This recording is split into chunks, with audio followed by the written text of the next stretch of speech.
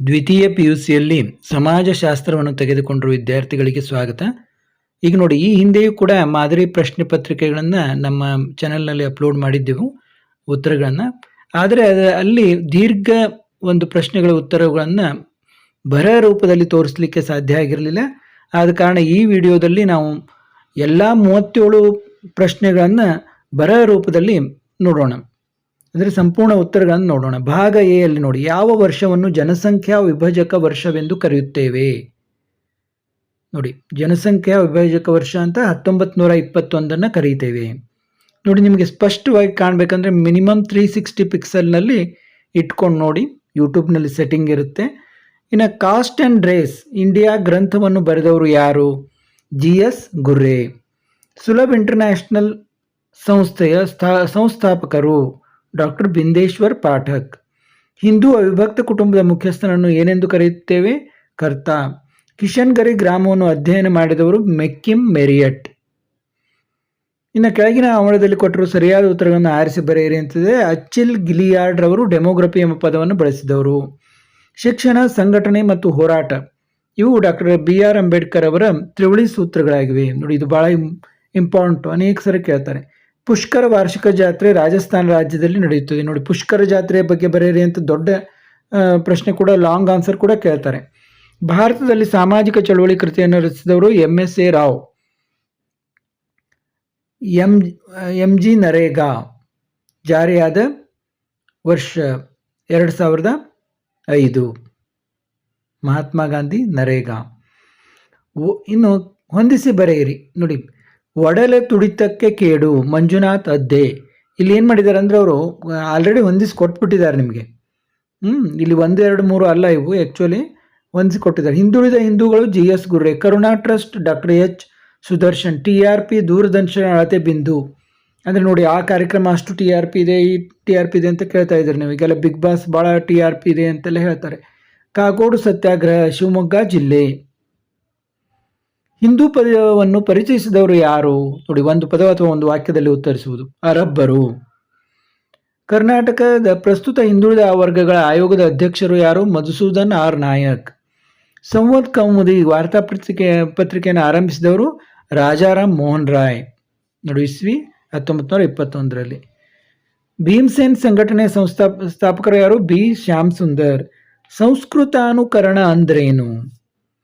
ಜಾತಿಯ ಏಣಿ ಶ್ರೇಣಿಯಲ್ಲಿ ತನ್ನ ಅಂತಸ್ತನ್ನು ಹೆಚ್ಚಿಸಿಕೊಳ್ಳಲು ಕೆಳಜಾತಿಯವರು ಮೇಲ್ಜಾತಿಯವರ ಜೀವನ ವಿಧಾನಗಳನ್ನು ಅನುಸರಿಸುವ ಪ್ರಕ್ರಿಯೆಯನ್ನು ಸಂಸ್ಕೃತಾನುಕರಣ ಅಂತೀವಿ. ಕೆಳಜಾತಿಯವರು ಮೇಲ್ಜಾತಿಯವರ ಜೀವನ ವಿಧಾನಗಳನ್ನು ಅನುಸರಿಸುವ ಪ್ರಕ್ರಿಯೆಯನ್ನು ಸಂಸ್ಕೃತಾನುಕರಣ ಎನ್ನುತ್ತೇವೆ. ನೋಡಿ, ಇದನ್ನು ಬಹಳಷ್ಟು ಸಾರಿ ಕೇಳಿದ್ದಾರೆ. ಸಿಂಧೂ ನಾಗರಿಕತೆ 2 ನಗರಗಳನ್ನು ಹೆಸರಿಸಿರಿ. ಹರಪ್ಪ ಮತ್ತು ಮೊಹೆಂಜೊದಾರೋ. ಕರ್ನಾಟಕದ ಯಾವುದಾದ್ರೂ 2 ಪರಿಶಿಷ್ಟ ಜಾತಿಗಳನ್ನು ತಿಳಿಸಿ. ಮಾದಿಗ, ಹೊಲೆಯ, ಬೋವಿ. ನೋಡಿ, ಅನೇಕ ಇದಾವೆ, ಅವನ್ನೆಲ್ಲ ನೀವು ಯಾವುದಾದ್ರೂ 2 ಬರೀಬಹುದು. ಸ್ತ್ರೀ ಶಕ್ತಿ 2 ಉದ್ದೇಶಗಳನ್ನು ತಿಳಿಸಿ. ಗ್ರಾಮೀಣ ಮಹಿಳೆಯರ ಆರ್ಥಿಕ ಅಭಿವೃದ್ಧಿಗೆ ಅವಕಾಶ ಕಲ್ಪಿಸುವುದು. ಆದಾಯ ತರುವ ಚಟುವಟಿಕೆಗಳಲ್ಲಿ ಸ್ತ್ರೀಯರನ್ನು ತೊಡಗಿಸುವುದು. ನಗರ ಬಡತನಕ್ಕೆ 2 ಕಾರಣಗಳನ್ನು ತಿಳಿಸಿ. ಕಡಿಮೆ ಭತ್ಯೆ, ಶ್ರೀಮಂತರ ಪರವಾದ ಆರ್ಥಿಕ ನೀತಿಗಳು, ಕಡಿಮೆ ಆದಾಯ, ಹಣದುಬ್ಬರ. ಕರ್ನಾಟಕದಲ್ಲಿ ನಡೆಯುವ ಯಾವುದಾದ್ರೂ 2 ಪ್ರಸಿದ್ಧ ಜಾತ್ರೆಗಳನ್ನು ಹೆಸರಿಸಿರಿ. ಬೆಂಗಳೂರಿನ ಕಡಲೆಕಾಯಿ ಪರಿಷೆ, ಕೋಲಾರದ ಅಂತರ್ಗಂಗೆ ಜಾತ್ರೆ.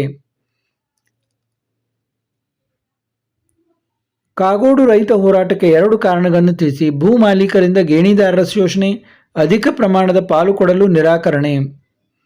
ಸಂಸ್ಕೃತಾನುಕರಣದ 2 ಅಂಶಗಳನ್ನು ತಿಳಿಸಿ. ಕ್ರಿಯಾವಿಧಿಗಳು, ಆಹಾರ ಪದ್ಧತಿಗಳು. ನೋಡಿ, ಇಲ್ಲಿ ಜಾತ್ರೆಗಳಲ್ಲಿ ನೀವು ಯಾವುದಾದ್ರೂ ಜಾತ್ರೆಗಳನ್ನು ಬರೀಬಹುದು, ನಿಮಗೆ ತಿಳಿದನ್ನು ಬರೀಬಹುದು. ಈಗ ಮೊನ್ನೆ ಕೊಪ್ಪಳದ ಗವಿಸಿದ್ದೇಶ್ವರ ಜಾತ್ರೆ ತುಂಬ ವಿಜೃಂಭಣೆಯಿಂದ ಆಯಿತು. ಹುಬ್ಬಳ್ಳಿಯಲ್ಲಿ ಸಿದ್ಧಾರೂಢರ ಜಾತ್ರೆ ಆಗ್ತದೆ. ಯಾವುದಾದರೂ ನೀವು ಬರೀಬಹುದು.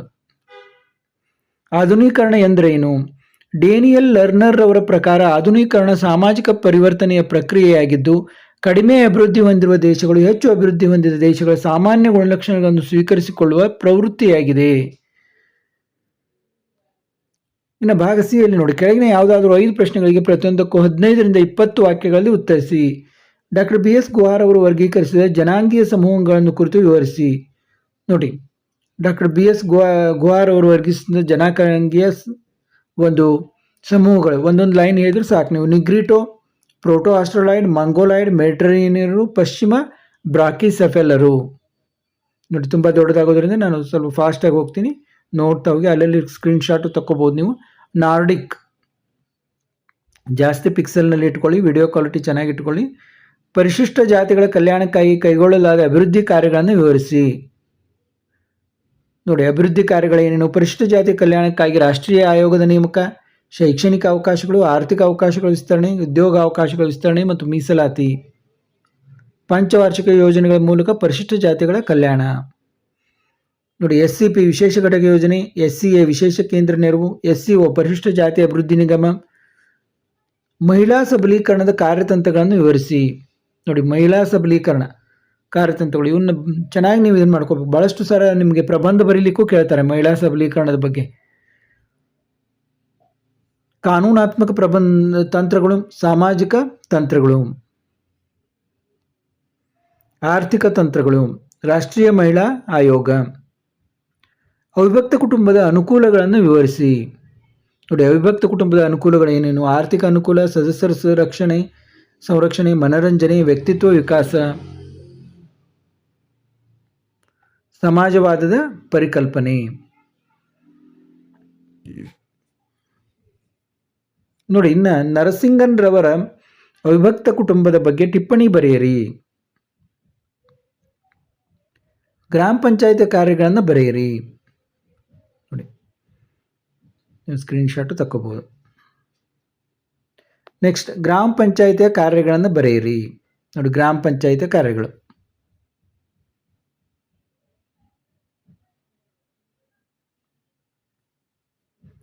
ಮಾರುಕಟ್ಟೆಯ ಲಕ್ಷಣಗಳನ್ನು ವಿವರಿಸಿ.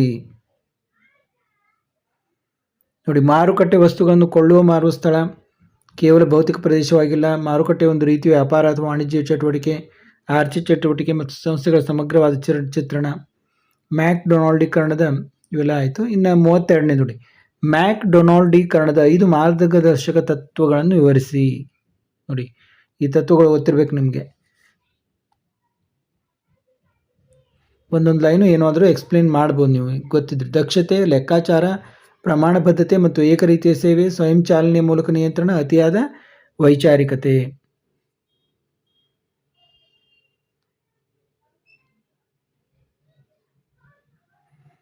ಜಾಗತೀಕರಣಕ್ಕೆ ಸಹಾಯಕವಾದ 5 ಪ್ರಮುಖ ಅಂಶಗಳನ್ನು ವಿವರಿಸಿ.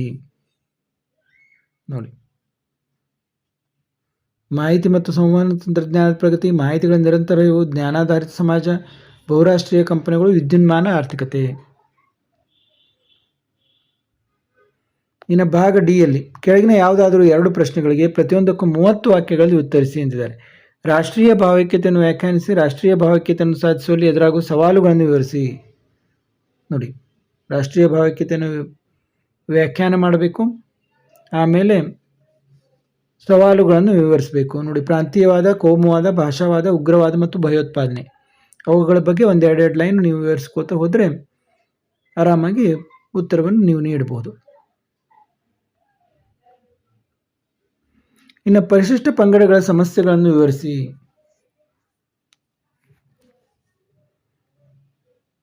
ನೋಡಿ, ಏನೇನು ಸಮಸ್ಯೆಗಳಿವೆ, ಇವೆಲ್ಲ ಸಮಸ್ಯೆಗಳು, ಅವುಗಳನ್ನು 1-2 ಲೈನು ವಿವರಿಸ್ಕೋತ ಹೋಗ್ಬೇಕು ನೀವು.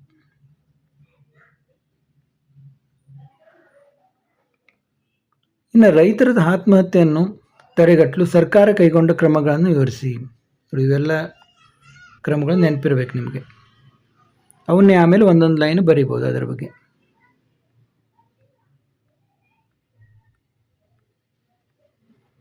ಇನ್ನು ಕರ್ನಾಟಕದ ದಲಿತ ಚಳುವಳಿಯನ್ನು ವಿವರಿಸಿ. ನೋಡಿ, ಇದನ್ನು 2 ಭಾಗಗಳಾಗಿ ಮಾಡ್ಬೋದು. ಸ್ವಾತಂತ್ರ್ಯ ಪೂರ್ವ ದಲಿತ ಚಳವಳಿ, ಸ್ವಾತಂತ್ರ್ಯ ನಂತರದ ದಲಿತ ಚಳವಳಿ.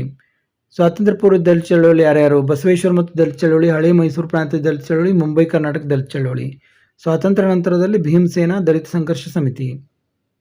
ಅವುಗಳ ಬಗ್ಗೆ 1-2 ಲೈನ್ ಬರೀತಾ ಹೋಗಬೇಕು. ನೋಡಿ, ಇಲ್ಲಿಗೆ ಈ ಒಂದು ನಿಮ್ಮ ಸಮಾಜಶಾಸ್ತ್ರದ ಮಾದರಿ ಪ್ರಶ್ನೆ ಪತ್ರಿಕೆ 2ರ ಉತ್ತರಗಳನ್ನು ಸಂಪೂರ್ಣವಾಗಿ ನೋಡಿದೆವು. ಇದೇ ರೀತಿ 3ರ ಉತ್ತರಗಳನ್ನು ಕೂಡ ನೋಡೋಣ, ಮತ್ತೆ ಭೇಟಿಯಾಗೋಣ.